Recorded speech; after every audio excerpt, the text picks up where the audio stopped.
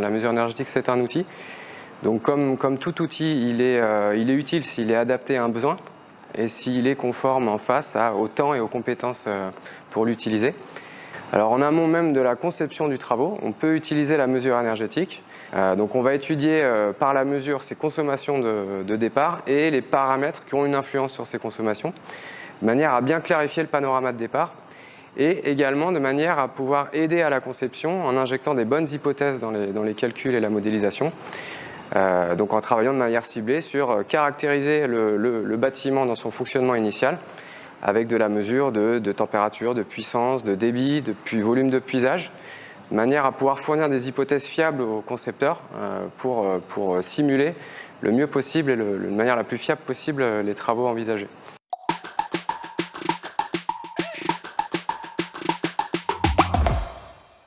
Donc on va collecter et recueillir un spectre assez large de données possibles qu'on va pouvoir regrouper en deux familles. Donc la première va être tout ce qui va être lieu trait à des consommations. Donc on va mesurer des compteurs, des sous-compteurs de chaleur ou électrique. Et ensuite on va aussi s'attacher à mesurer et collecter un certain nombre d'autres données qui vont plutôt être des paramètres explicatifs, des données météo, des températures ambiantes, de l'hygrométrie, des températures techniques de fluides sur les réseaux de distribution, des débits d'air, des puissances appelées et tout ce qui a lieu aussi autour de la qualité d'air intérieur, donc des mesures de CO2 par exemple ou de polluants qui vont nous permettre d'évaluer le fonctionnement des différents systèmes et l'impact qu'ils peuvent avoir sur les consommations.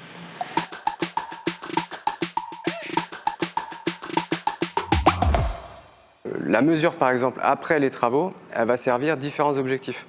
On va en avoir besoin pour évaluer le projet, pour en tirer des leçons, mais le maître d'ouvrage va en avoir besoin pour vérifier les résultats qu'il obtient et les comparer à ce qui était prévu en termes techniques, en termes économiques. L'exploitant ou celui qui va s'occuper de l'exploitation du bâtiment va avoir besoin de la mesure pour comprendre le fonctionnement et de permettre de pérenniser le fonctionnement dans le temps. Donc on va essayer effectivement de mutualiser la mesure énergétique. Un même point de mesure peut servir à différents objectifs. Et donc de travailler pendant les travaux et en amont à optimiser ce plan de mesure multi-acteurs de manière à pouvoir servir au plus large cette utilisation qu'en est faite. Et après, nous, on s'attache beaucoup à valoriser les résultats des campagnes de mesure pour les transmettre et pour faire progresser la filière bâtiment dans son ensemble, parce qu'on apprend tous et on apprend énormément en faisant de la mesure énergétique, donc via des plans de formation ou via des séminaires de restitution ou des ateliers avec les différents acteurs professionnels. Et on va tirer les leçons de ce qu'on mesure, de ce qu'on regarde, de manière à pouvoir faire progresser un peu l'ensemble des maillons. Oui, aujourd'hui, il y a une approche environnementale qui permet de pousser à la rénovation complète et performante. Mais ça, c'est le premier vernis. Quand on creuse derrière et qu'on détaille la technique, le financier et l'économique, on voit que la rénovation complète et performante, c'est ce qu'il y a de moins cher par rapport à l'atteinte des objectifs. Donc par rapport à faire les travaux en plusieurs fois, le fait de le faire en une fois est bien, permet d'atteindre des objectifs énergétiques qui ne sont pas atteints sinon, à des coûts moindres. Donc ça, ce n'est pas un aspect militant, c'est un optimum technico-économique.